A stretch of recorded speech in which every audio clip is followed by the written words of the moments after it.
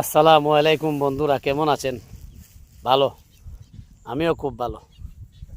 এই যে চলে আসলাম আমাদের হাওর অঞ্চলে বাটি এলাকায় কিছু দেখার জন্য।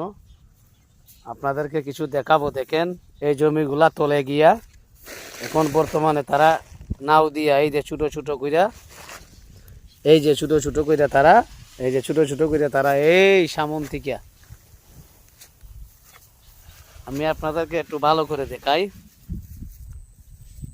এই যে সারা জমিনটা, এই যে আমাদের বানিয়াচং জেলার, হবিগঞ্জ জেলার হাওরটা, এই সারা হাওরটা একবারে ডুবে গেছে। প্রায় কয়েকটা জমিন কাটা হয়েছে। এই যে একটা জমিন আছে কিছু কিছু বাউরা, এই যে দেখেন, এই জমিনটাও তারা কাটতে পারবে না। আর কাইটাই কি করবে? কের প্রতি 10,000 20,000 টাকা করে নষ্ট হয়ে যাচ্ছে। এই যে দেখেন, আমার একজন মানুষ, উনি 15 দিন ধরিয়া কাজ করতেছে, তার জীবন নষ্ট।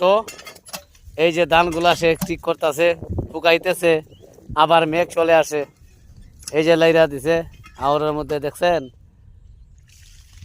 এই প্রচুরটা আওয়ারটা দেখলেই মনটা জড়িয়ে যায়। এখন আর মন ভালো না, গৃহস্থী কইরা কেউ মন ভালো না।